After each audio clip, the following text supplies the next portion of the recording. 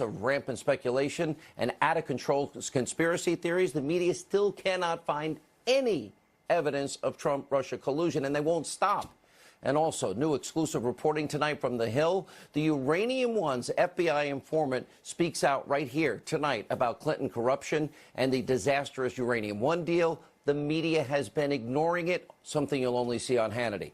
All of that breaking news tonight. Plus, the press is launching blistering attacks against President Trump's new national security advisor, John Bolton. And also tonight, a quick commentary. I have some words for the Republicans in Congress because they have me fuming, because they can't keep their word and they stand for nothing and they have betrayed the people that voted for them.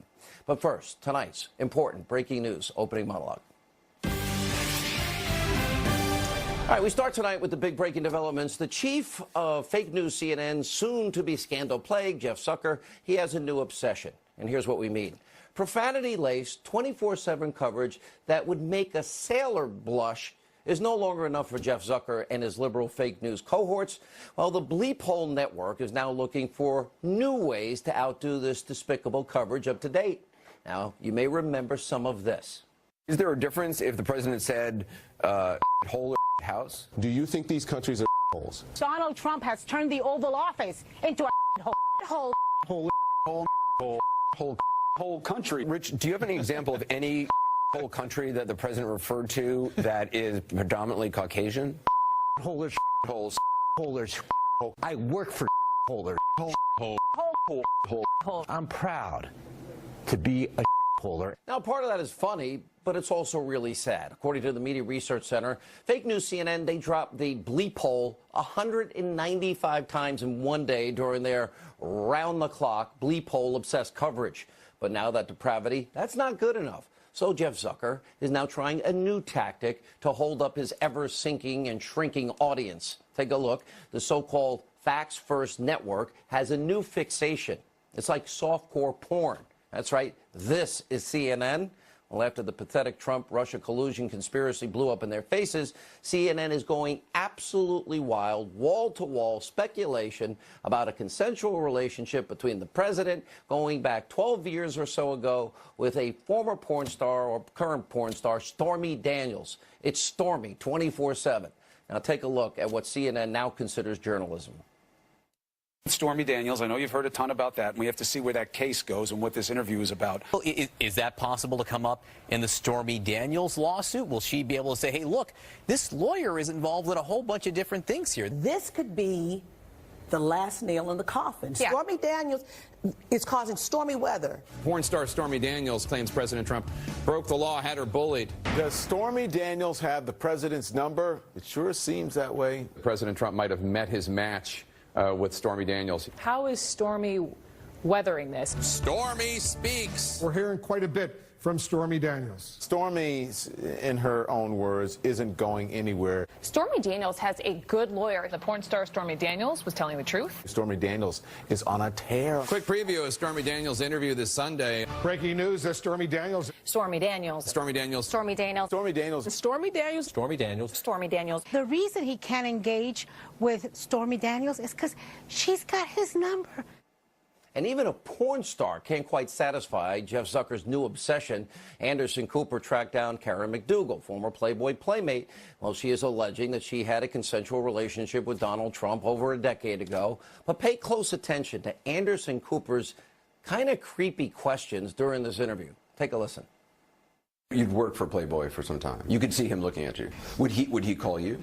He would call me, I would call him, vice versa. So you had his phone number. When he called, did his number show up on the phone? Were you attracted to him? So the sex was consensual. You said it sort of ended on a strange note. So what happened after? What happened after you had been intimate? Did he actually try to hand you money? Did he ever compare you to any of his kids? I mean, this is a hard question to ask. But you said you had sex that first time. All these times you saw him, this was an ongoing sexual relationship. Absolutely.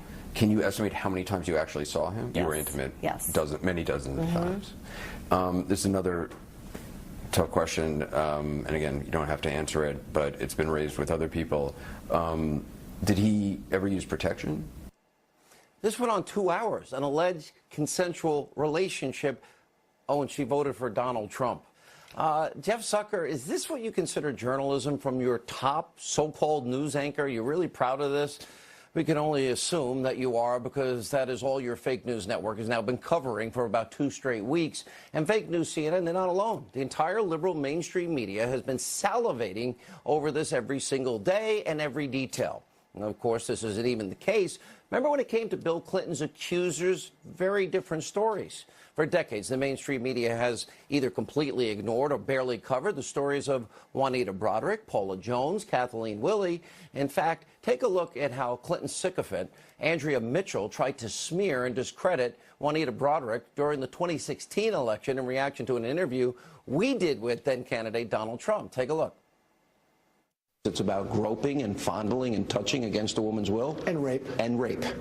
Donald Trump using that word unprompted during an interview last night with Fox News' Sean Hannity, bringing up a discredited and long-denied accusation against former President Bill Clinton, dating back to 1978 when he was Arkansas Attorney General. Andrew is just disgraceful. And what is even worse is NBC edited their online version of that clip and removed Andrea Mitchell using the word discredited. And by the way, take a look at some of these numbers from the Media Research Center. 1994, remember Paula Jones? She came forward with details about Bill Clinton sexually harassing her and exposing himself to her. She didn't know him. Now, CBS, NBC, they totally ignored the story. ABC gave it a whopping 16 seconds of coverage.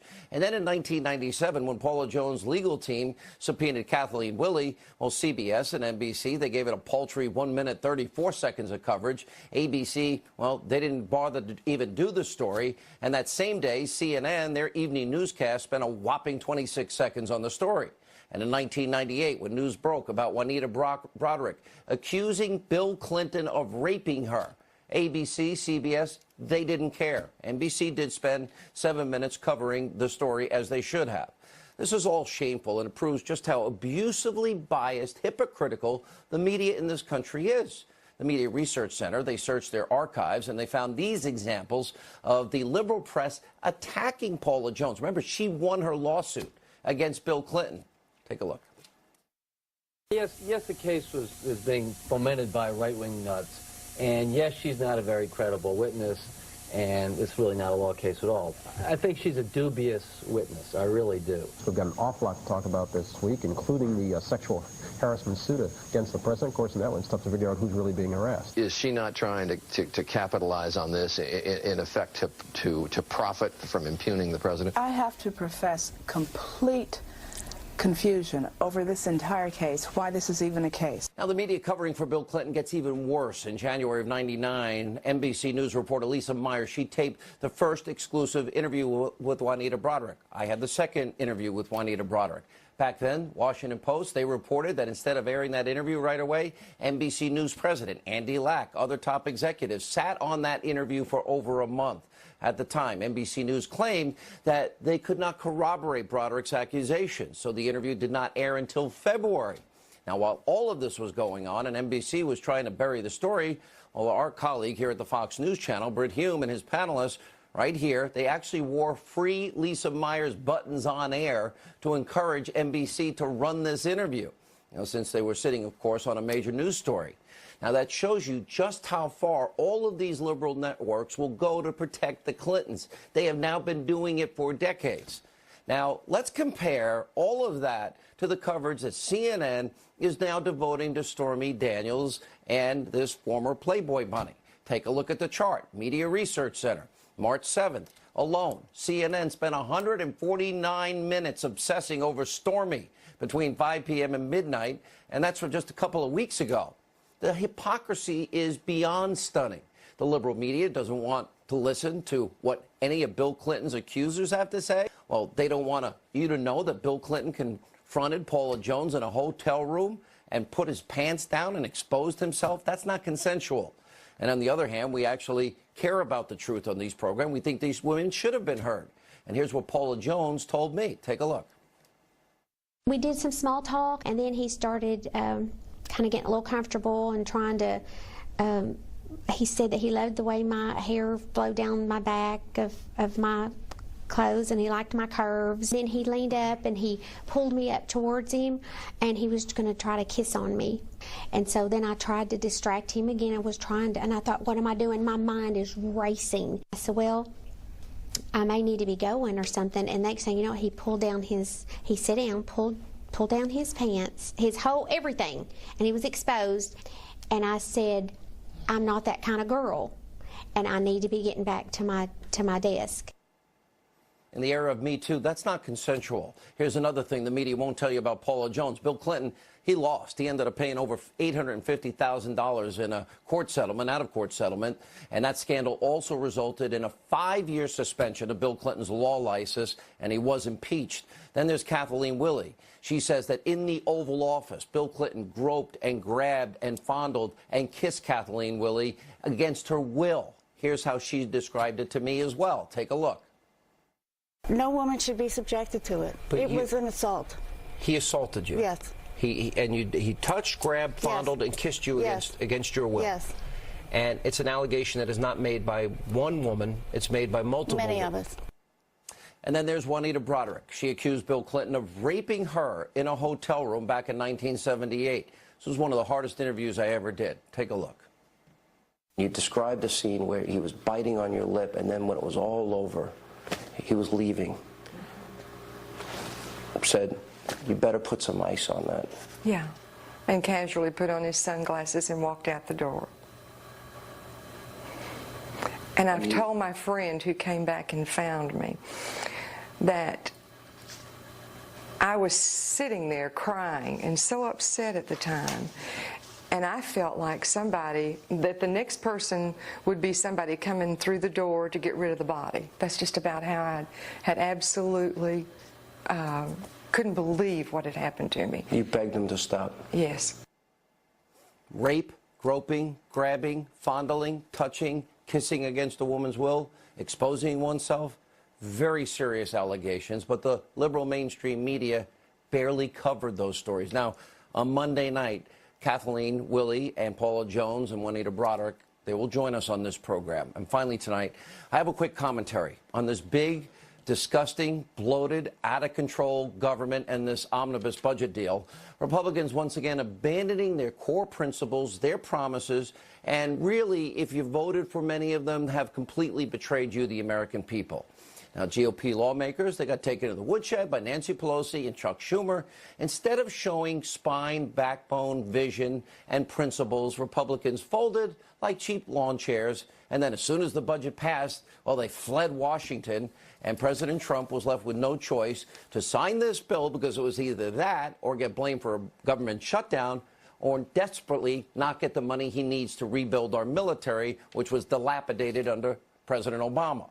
Nancy Pelosi, Chuck Schumer, well, they were laughing at these weak and timid Republicans. Now, Republicans should be ashamed of themselves. At this point, can any of them explain what exactly they stand for? Right now, there's a huge distinction between President Trump and the party that is supposed to have his back. Look at the Heritage Foundation report recently. 64% of President Trump's agenda has been completed faster than Ronald Reagan's 49% in a year, which is pretty amazing because President Trump has had little to no help from the GOP, and the GOP has become visionless and feckless. These Republicans talk and talk and talk a good game for years, but they never follow through or rarely follow through. Remember the promises for 7 years? They're going to repeal, replace Obamacare as soon as they got a chance. That didn't happen. They blew it because deep down inside, many of them were lying. You had 100 House Republicans and a handful of GOP senators. They'd always do their show votes, and they never had, when it mattered, the backbone to back up words with action. The whole thing is disgraceful, and quite honestly, it gives Democrats pretty much everything they wanted, billions in new spending. Meanwhile, the border wall does not get completely funded. Hundreds of miles of wall should be built and built immediately. That's also good politics. He was angry he had to sign it because this was the only way he felt he can get the money. I personally wish the president vetoed this bill, made them stay in Washington, make them keep their promises. What happened to the Republican Party? Whatever happened to that party that believed in fiscal responsibility? We now need a revitalized second party, Republican Party. They need to go back to their core principles. If they don't, by November, they will have nobody to blame but themselves. if they lose. It won't be Donald Trump's fault. Here with reaction, former White House press secretary Sean Spicer, independent Women's Voice president Tammy Bruce, and from the Hill, Joe Concha. Tammy, let me start with you. Sure. Let's start with Stormy, or this other woman, McDougal. Right. Both are consensual, nonstop coverage.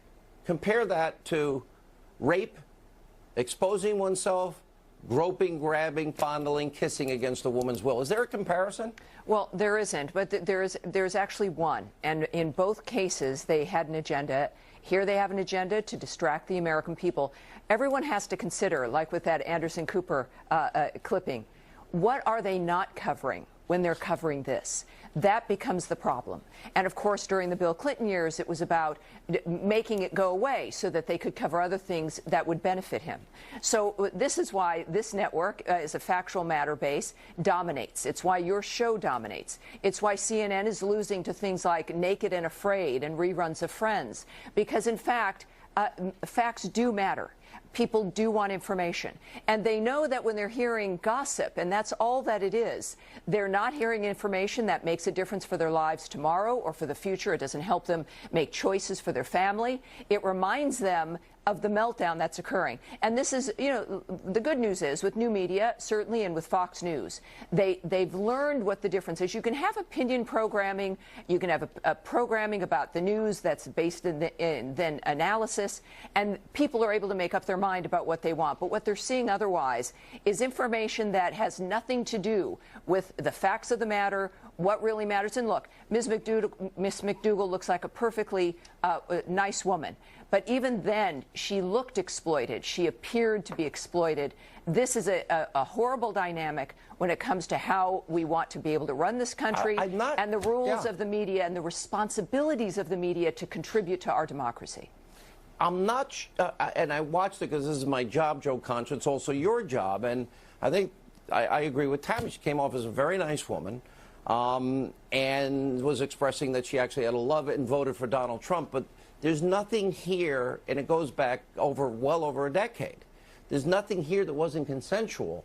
Is this now the future, that we're now going to find out who you dated, what you did, give us every detail, we'll spend 2 hours on it, and by golly, that's what we'll call news? Well, the future appears to be present, Sean, but I think Tammy asked a good question, and that was, what isn't being covered? And you brought up that MRC study from March 7th, where 149 minutes was devoted to Stormy Daniels between 5 p.m. and 10 p.m. on CNN. 44 minutes went to all other news going on in the country, in the world. So I looked it up. What were AP's biggest stories on March 7th? And it's pretty telling. One was a nor'easter that was slamming the Northeast. Another was one officer killed, 2 wounded in Missouri. But here's the most telling one from a political perspective.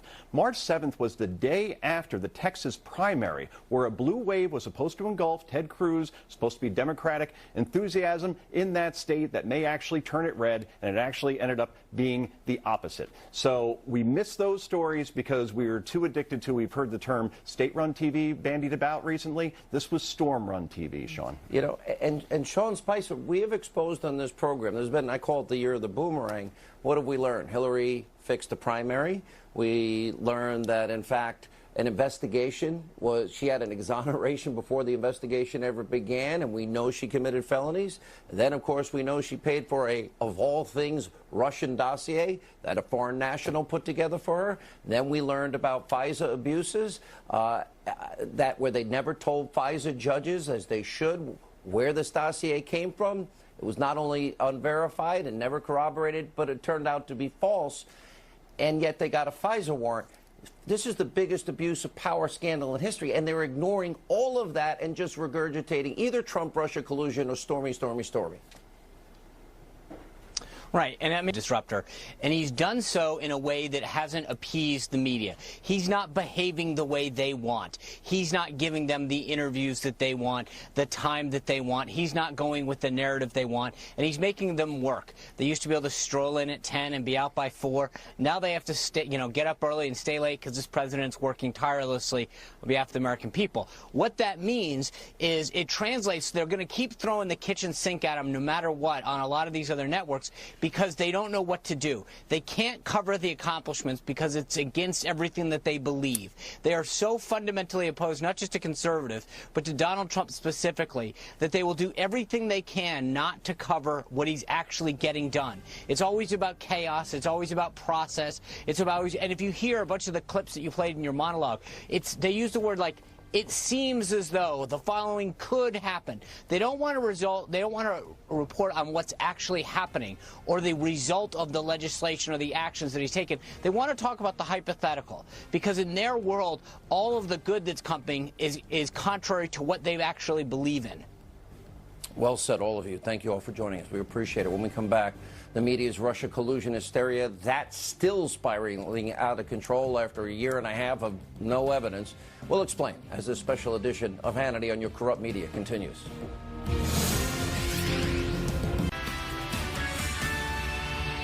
Live from America's News headquarters, I'm Trace Gallagher. Attorney General Jeff Sessions announcing new regulations Friday that would effectively ban bump stocks. The proposed rule would amend ATF rules to include bump stocks within the definition of machine gun under federal law. In a statement, Sessions referenced the horrific shooting in Las Vegas last October, where a shooter armed with bump stock-equipped rifles killed 58 people and injured more than 800 others. Still no motive for the attack on a California military base last Wednesday.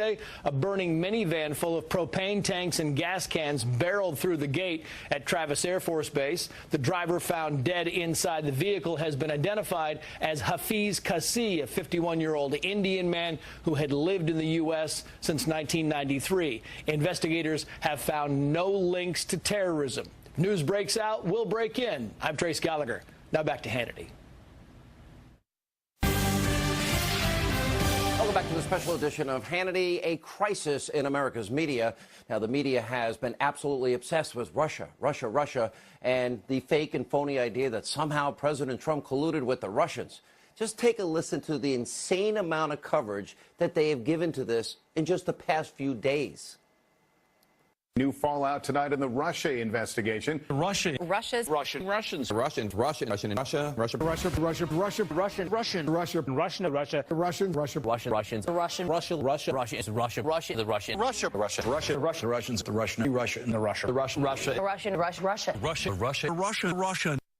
right, that was just a sampling. Joining us now, Fox News legal analyst Greg Jarrett, and from the Washington Examiner, Fox News contributor Byron York.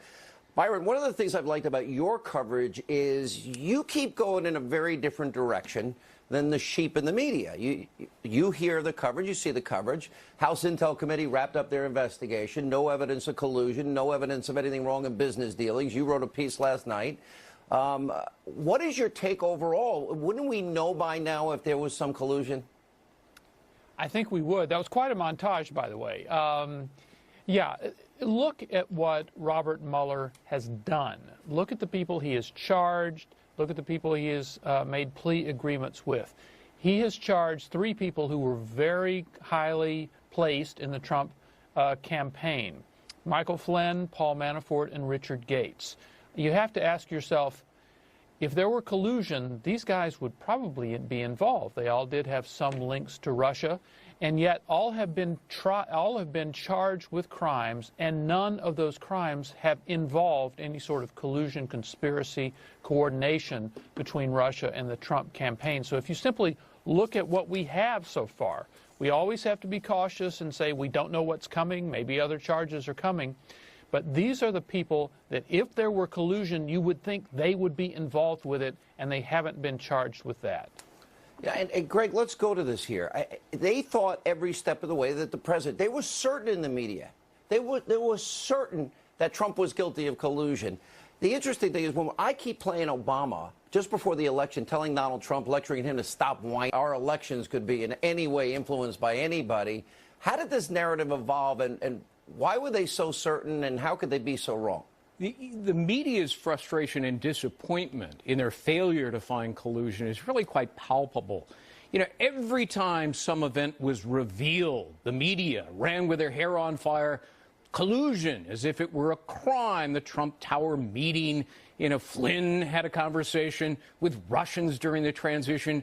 Kislyak actually spoke to the Attorney General, the Carter Page speech in Moscow. All of this was, by declaration of the liberal media, criminal collusion. The problem is none of them could ever point to a criminal statute that makes collusion a crime except in antitrust law. And when they finally discovered that, I mean, I thought they were going to cry. You know, the problem is they don't know the first thing about the law, and this is a case all about the law.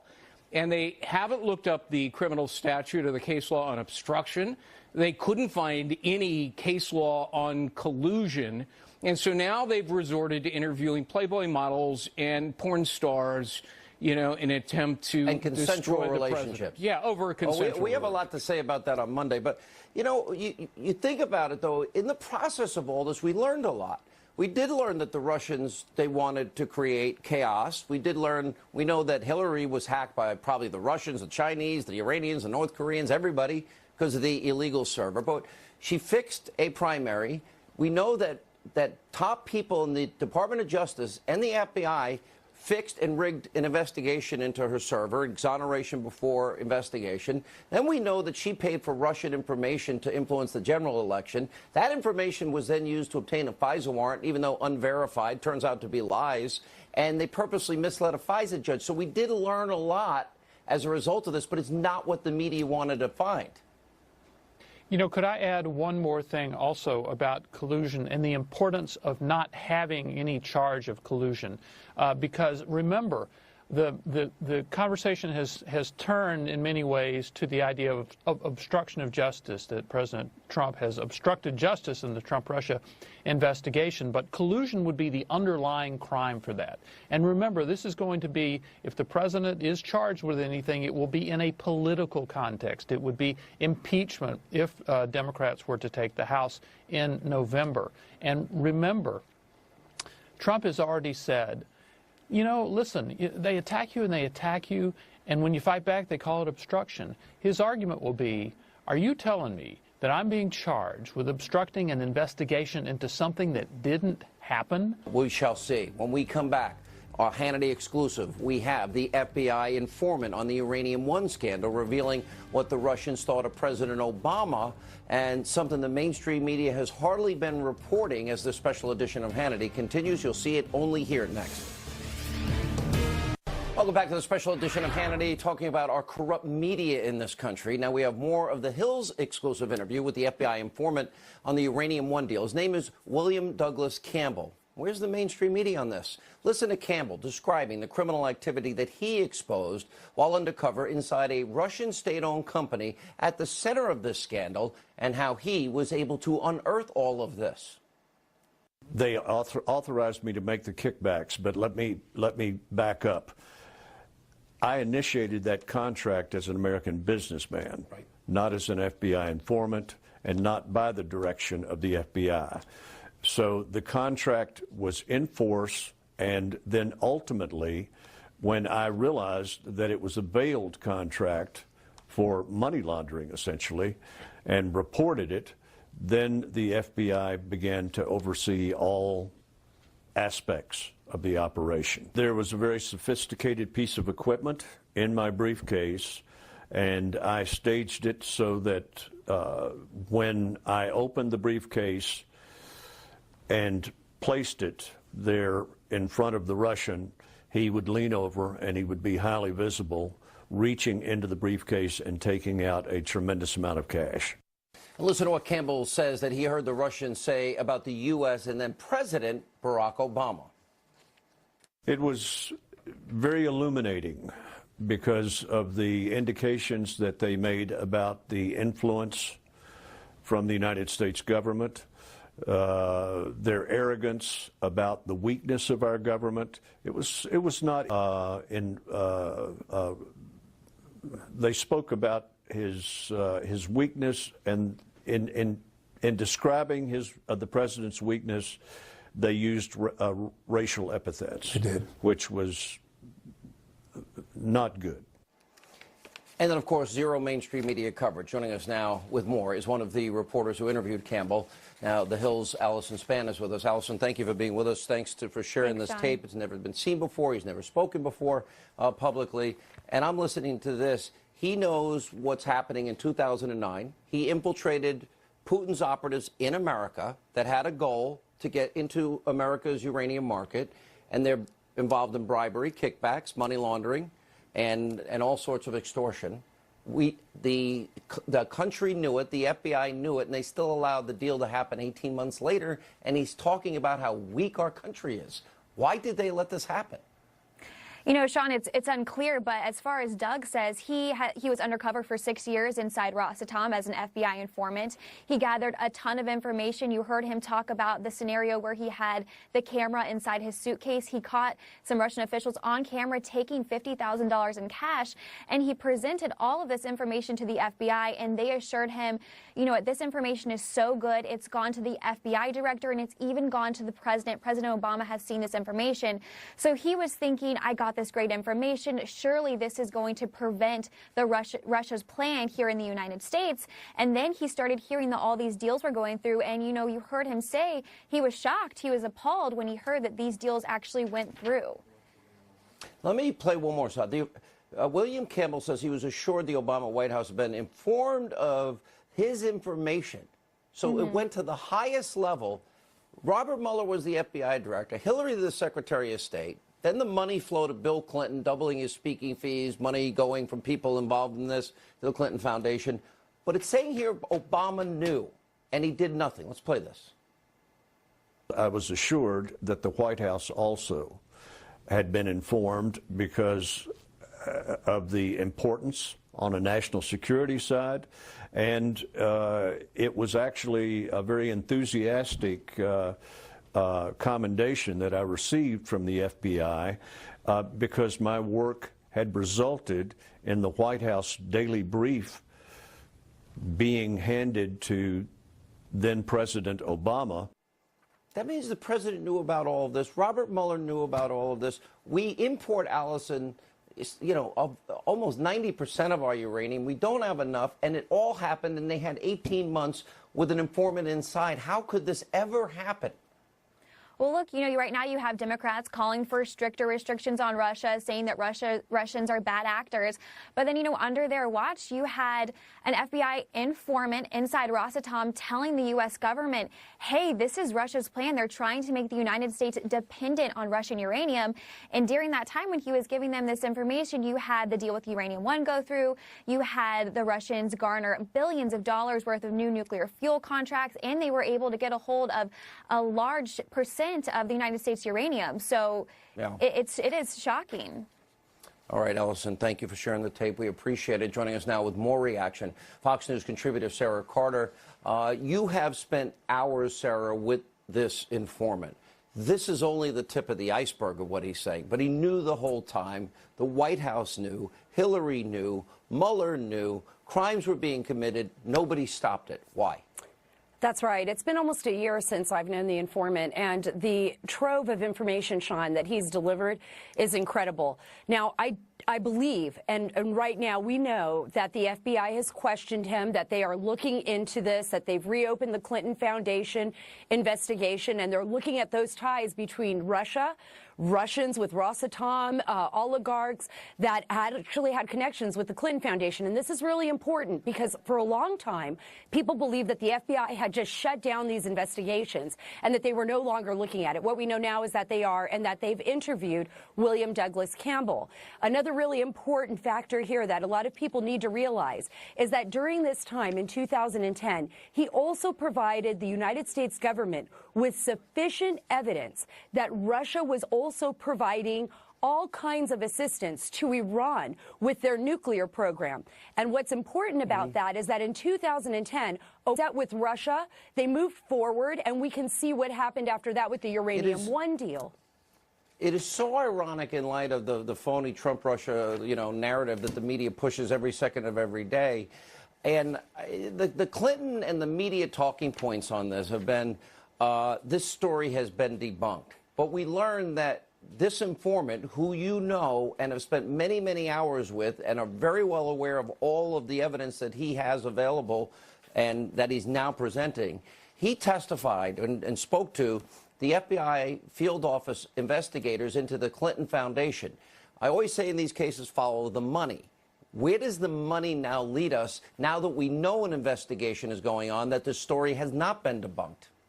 I think what's going to happen here, Sean, and talking to people in law enforcement, federal law enforcement who've conducted these type of investigations and people who actually were on this investigation from the beginning, they're going to start tracing the money. He provided the foundation. He provided the evidence, the players, who was involved, what they talked about, the laundering, the schemes that were going on. And now what they got to do is look at those players and trace that money, see where the money went. The money that went even to Bill Clinton, remember, from Renaissance Capital, which was the Russian bank basically run by FSB agents, which is their spies, that paid Bill Clinton $500,000 in 2010 for a speech. Other money that may have gone through lobbying firms that were then giving, the Global Initiative, part of the Clinton Foundation, basically free services after the money came through them. So they're going to be tracing this money. They're going to be following that money, and hopefully it'll lead to some answers, and could be a lot of trouble for Hillary Clinton and the Clinton Foundation. All right, we're going to see a lot of this coming. This was in December. This informant was interviewed by the FBI field office in Little Rock. All right, Sarah Carter, great work. As our special investigation into the corrupt media continues, their efforts now to smear John Bolton as this special edition of Hannity continues.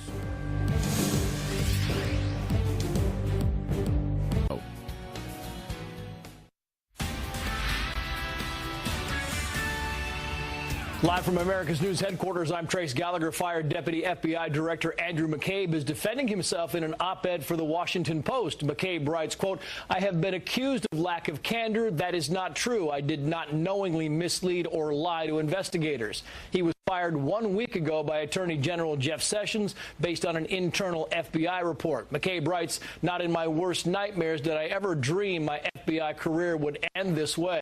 He was 2 days away from retirement when he was fired. A teenage girl who was shot when a classmate allegedly opened fire inside their Maryland high school has died. Her family says that Jalen Willie was brain dead and taken off life support on Thursday. Police say she was shot by Austin Rollins at Great Mills High School. Rollins died at the scene. Authorities say Rollins and Willie had been in a relationship. I'm Trace Gallagher. Now back to Hannity.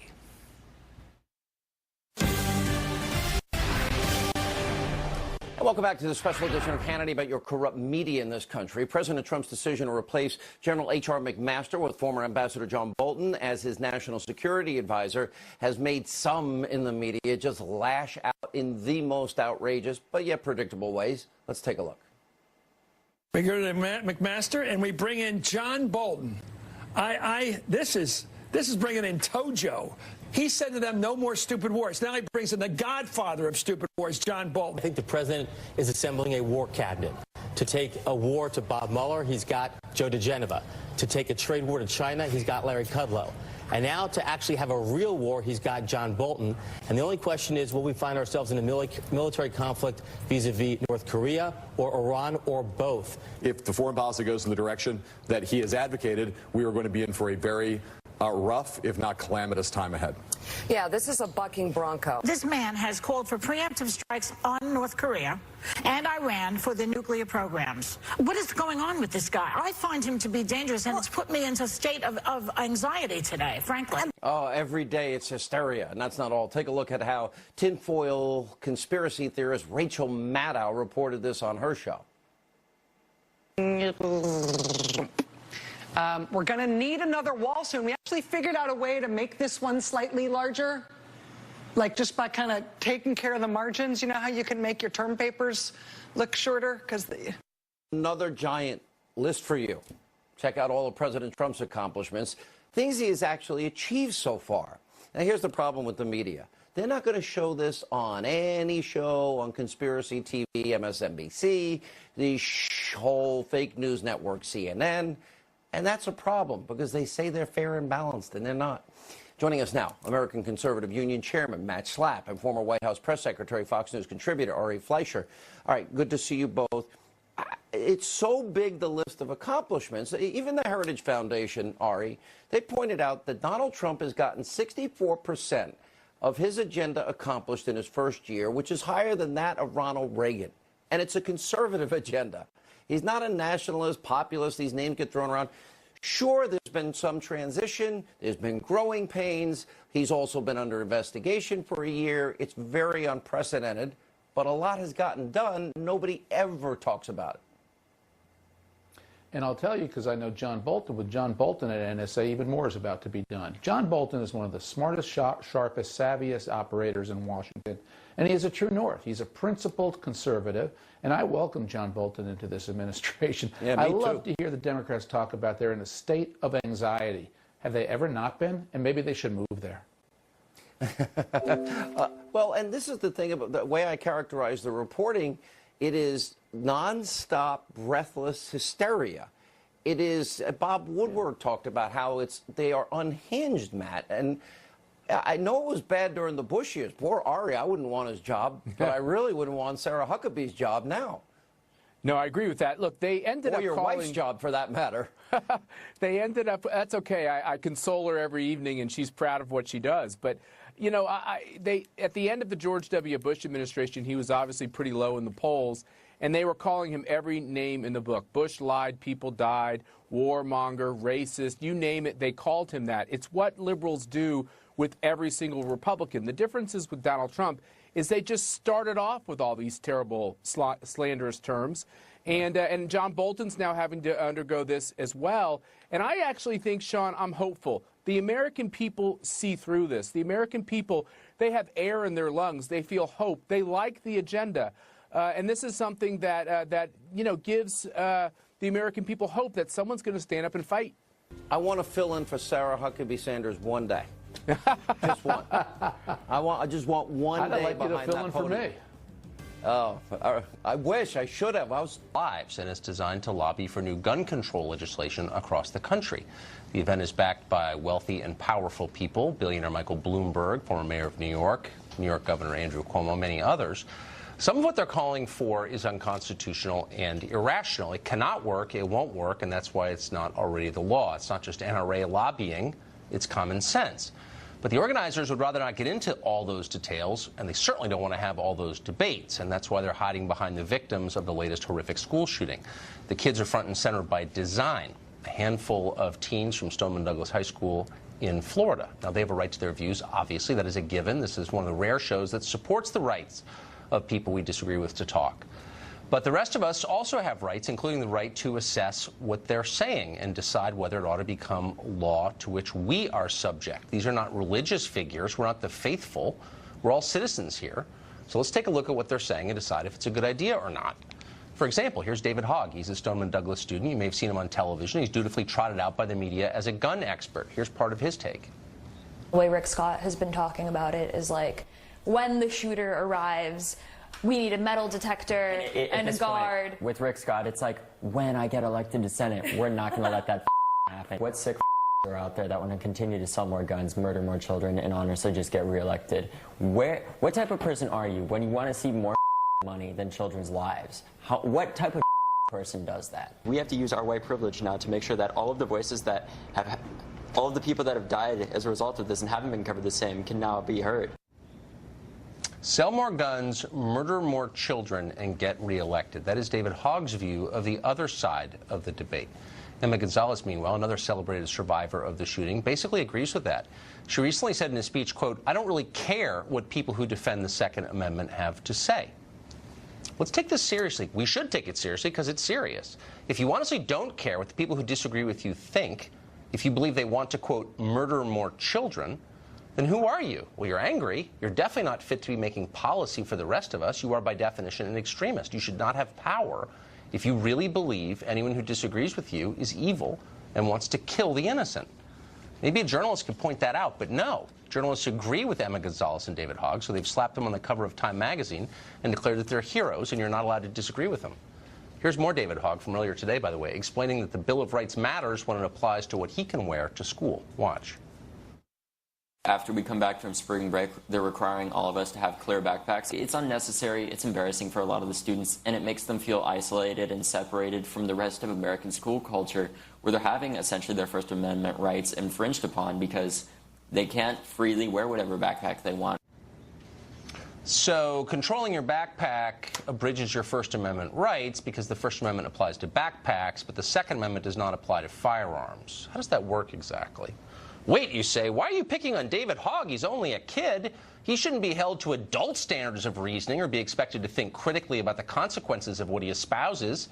Well, yeah, exactly. He's a kid. He's just been through unspeakable tragedy, and that's why adults shouldn't be using him